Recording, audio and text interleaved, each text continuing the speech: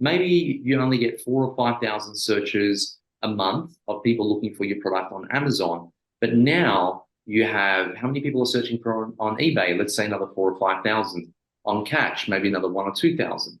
On Facebook, well, really just depends how much money you're spending in ads, but let's say another 2 or 3 thousand people. So now what you're doing with hardly any extra effort, right? You are in multiple marketplaces. You're running ads through Facebook. You're collecting emails for a giveaway. You're building that email list.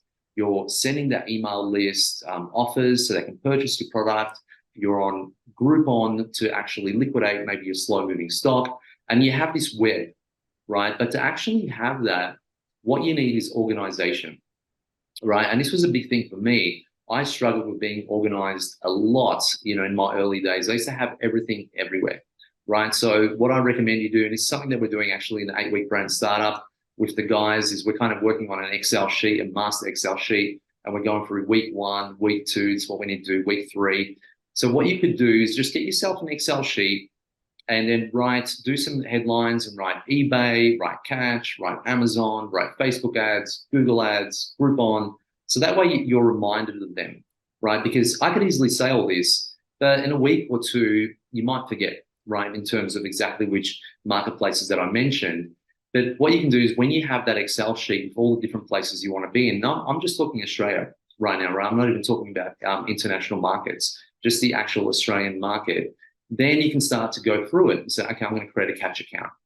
And when you create listings on Amazon, you can create them on Catch also. And then you can say Shopify. Okay, I need to get a Shopify account. Now, Shopify accounts are very easy to open. Depending on the actual plan that you have, you can be paying $50 a month or $300 or $400 a month. Again, that really, really depends.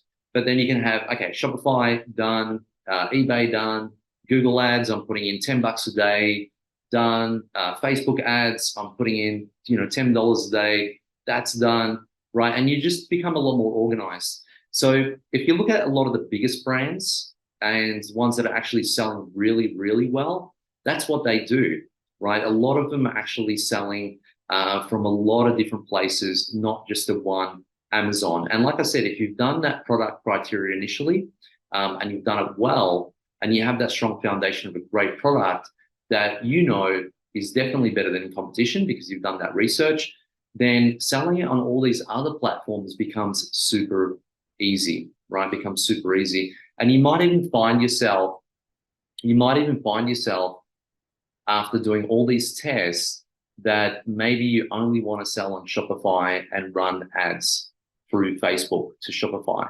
And the reason why is because, and this is usually can happen, that actually happens a lot.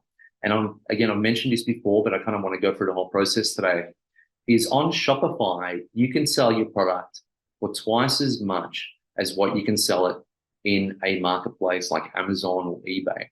And the reason being is because when people are going to your actual website, they don't have your competition to compare pricing, right? They just see the quality of your actual product.